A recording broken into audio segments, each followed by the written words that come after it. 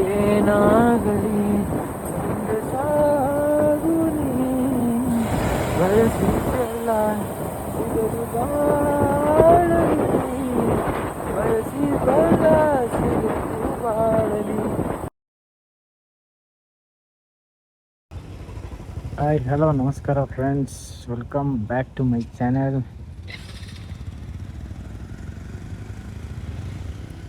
Fourth ಪಾರ್ಟಲ್ಲಿ ನಾನು ಒಂದು ಸ್ಟೋರಿ ಹೇಳ್ತಾ ಇದ್ದೆ.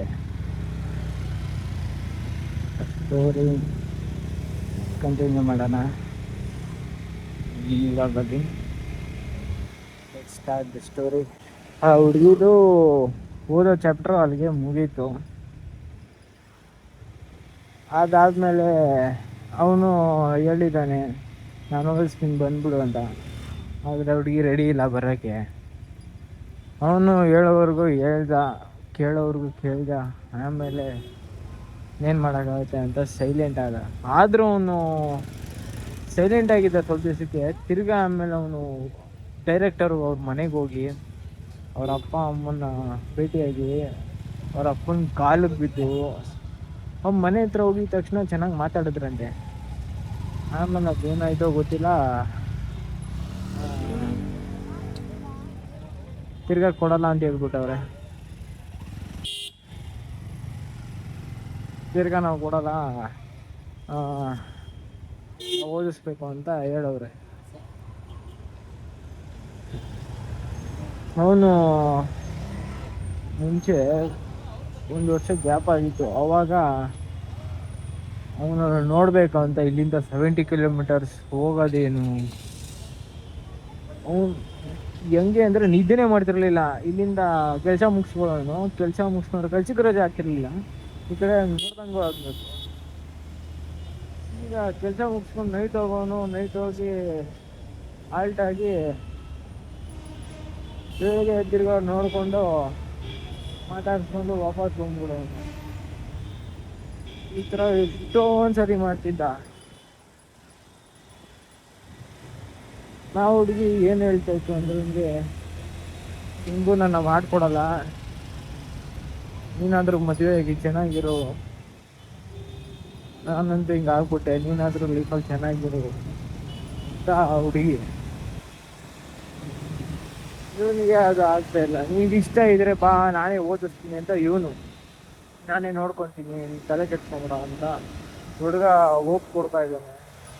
ಹುಡುಗರು ಮನೆ ಕಡೆಯವರು ಹೋಗಿ ಕೊಡ್ತಾ ಇದ್ದಾರೆ, ನಾವು ಮಾಡ್ಕೊತೀವಿ ಬೇಕಾದ್ರೆ ಬಾ, ನಾವೇ ಓದಿಸ್ಕೊತೀವಿ ಅಂತಾನೆ ಹೇಳ್ತಾ ಇದ್ದಾರೆ. ಆದರೆ ಆ ಹುಡುಗಿ ಯಾಕೋ ಅವ್ರಪ್ಪ ಅಮ್ಮನ ಬರೋಕ್ಕೆ ಇದೆ. ಅಂದರೆ ಅವರಪ್ಪ ಅಮ್ಮ ಎದುರಿಸ್ಬಿಟ್ಟವ್ರೆ, ನೀನು ಹಂಗೇನಾದರೂ ಅವನ್ನೇ ಮದುವೆ ಆಯ್ತೀನಿ ಅಂದರೆ ನಾವು ನೇಣು ಹಾಕೊತೀವಿ, ಸತ್ತೋಯ್ತೀವಿ ಅಂತಲ್ಲ. ಹಂಗಾಗಿ ಆ ಹುಡುಗಿ ಎದುರುಕೊಂಡು ಅವ್ರು ಹೇಳಿದ ಥರನೇ ಇದು ಮಾಡ್ತವ್ರೆ. ಆದರೂ ಯಾರ್ದು ತಪ್ಪು ಯಾರು ಕರೆಕ್ಟ್ ಅಂತ ಹೇಳೋಕ್ಕಾಗಲ್ಲ. ಅವನು ಗೋ ವಿತ್ ದ ಫ್ಲೋ ಅಂದ್ಕೊಂಡು ಹೋಗ್ತಾ ಇದ್ದಾನೆ. ಹೆಂಗೆ ಹೋಗ್ತಾ ಇದ್ದಾನೋ ಗೊತ್ತಿಲ್ಲ. ಅಂದರೆ ಸರ್ವೇ ಆಗೋದು ತುಂಬ ಕಷ್ಟ. ಆ ಥರ ಒಂದು ದೊಡ್ಡ ಆಗಲ್ಲ ಯಾರಿಗೆ ಅಂದ್ರೂ. ಒಬ್ಬ ಮನುಷ್ಯ ಕೂಗ್ಬಿಟ್ರೆ ತುಂಬ ರಿಕವರಿ ಆಗೋದು ತುಂಬ ಟೈಮ್ ಹಿಡಿಯುತ್ತೆ. ಒಬ್ಬರು ರಿಕವರಿನೇ ಆಗಲ್ಲ. ಆ ಥರ ಸಿಚುವೇಶನ್ಗೆ ಹೋಗ್ಬಿಡ್ತಾರೆ. ನಾನೇ ನೋಡಿದ್ದೀನಿ ನಮ್ಮ ಹುಡುಗರು ಎಷ್ಟೊಂದು ಜನ.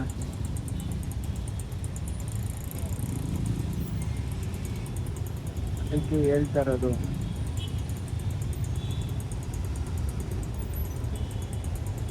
ಇವಾಗ ಹುಡುಗನ ಕಡೆಯವರು ಹೆಣ್ಣು ಹುಡುಕ್ತವ್ರೆ. ಆಲ್ರೆಡಿ ಒಂದು ಹೆಣ್ಣು ತೋರಿಸ್ತವ್ರಂತೆ.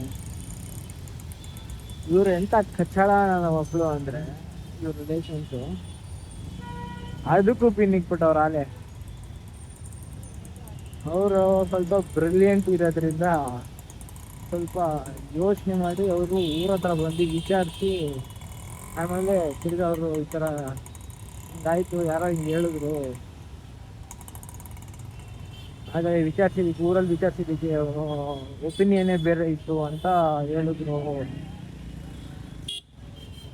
ಇವರು ಅದೇ ಕೆಲಸ ಮಾಡಿದ್ದಿದ್ರೆ ಜೊತೆಗೆ ಅವರಿಬ್ರು ಕೂಡ ಚೆನ್ನಾಗಿರ್ತಾ ಇದ್ರು ಅಂತ ನನ್ನ ಭಾವನೆ.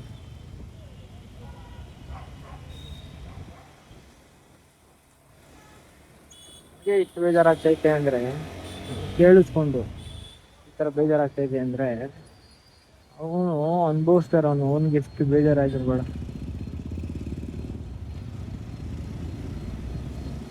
ಇದ್ರಲ್ಲಿ ಯಾವ ಥರ ಅವನು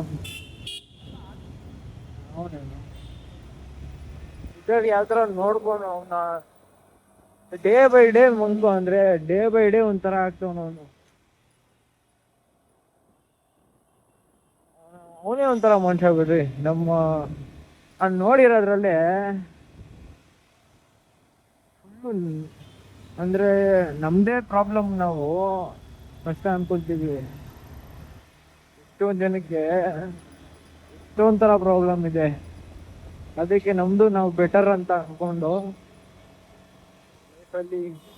ಏನಾಗಲಿ ಮುಂದೆ ಸಾಗುಲಿ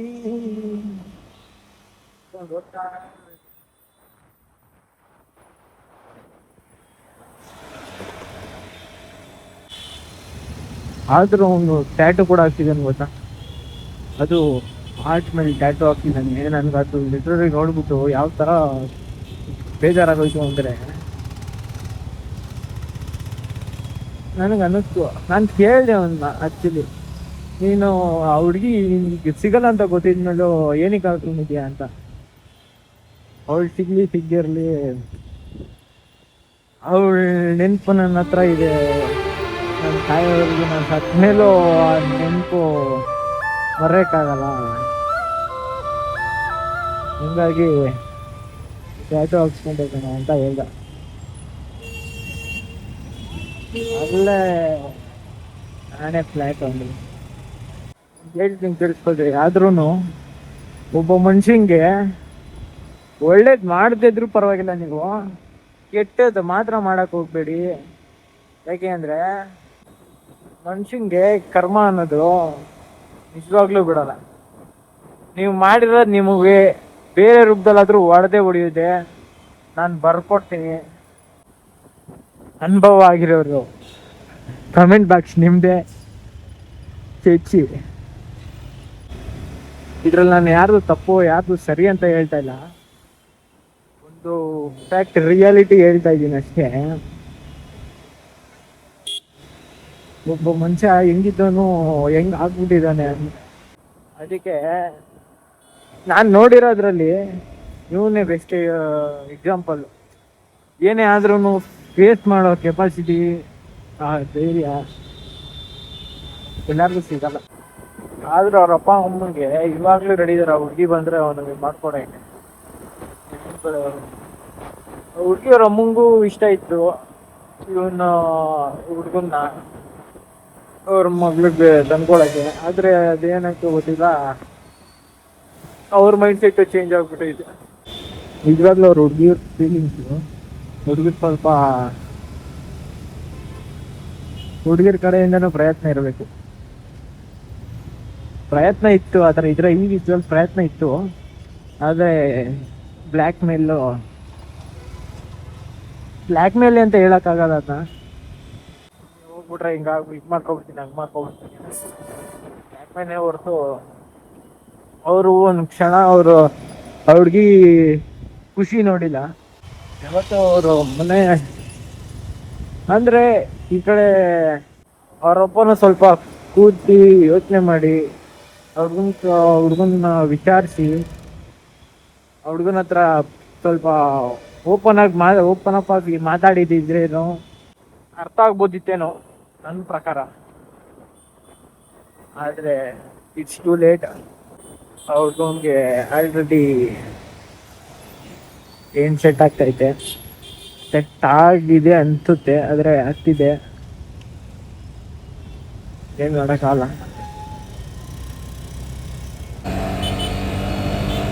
ಆದರೆ ನಾನು ಹೇಳೋದು ಒಂದೇ, ನಿಮಗೆ ಗಟ್ಸಿದ್ರೆ ಫೇಸ್ ಮಾಡೋ ತಾಕತ್ತಿದ್ರೆ ಮಾತ್ರ ಲವ್ ಮಾಡಿ. ಇಲ್ಲಾಂದರೆ ಮಾಡೋಕ್ಕೆ ಹೋಗಬೇಡಿ. ಸುಮ್ಮನೆ ಸಿಲ್ಲಿಯಾಗೆಲ್ಲ ಬಿಟ್ಕೊಡಕ್ಕೆ ಹೋಗಬೇಡಿ. ಟ್ರೈ ಮಾಡಿ ಪಡ್ಕೊಳ್ಳೋಕ್ಕೆ. ನೀವು ಎಫರ್ಟ್ಸ್ ಹಾಕಿಲ್ಲ ಅಂದರೆ ಒಬ್ಬರನ್ನ ಪಡ್ಕೊಳ್ಳೋಕ್ಕೆ, ಅಂದರೆ ನೀವು ಲವ್ ಮಾಡಿನೂ ಏನು ಉಪಯೋಗ ಇಲ್ಲ. ಹಾಗಾಗಿ ಎಲ್ಲರಿಗೂ ಹೇಳೋದೊಂದೇ, ನಿಮ್ಮ ಒಳ್ಳೆತನ ನಿಮ್ಮನ್ನ ಕಾಪಾಡುತ್ತೆ ಯಾವಾಗಲೂ. ಆ ಒಳ್ಳೆತನನೆಲ್ಲೂ ಬಿಟ್ಕೊಳಕ್ಕೆ ಹೋಗಬೇಡಿ. ಅಂದರೆ ಯಾರಿಗೂ ಮಿಸ್ಯೂಸ್ ಆಗೋಕ್ಕೂ ದಾರಿ ಮಾಡ್ಕೊಳಕ್ಕೆ ಹೋಗಬೇಡಿ ಮೇಯ್ನಾಗಿ.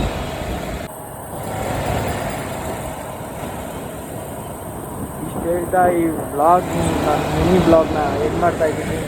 Next one more ride, one more story ಜೊತೆಗೆ ಸಿಗುವ. ಅಲ್ಲಿವರೆಗೂ take care, tata, see you, good bye.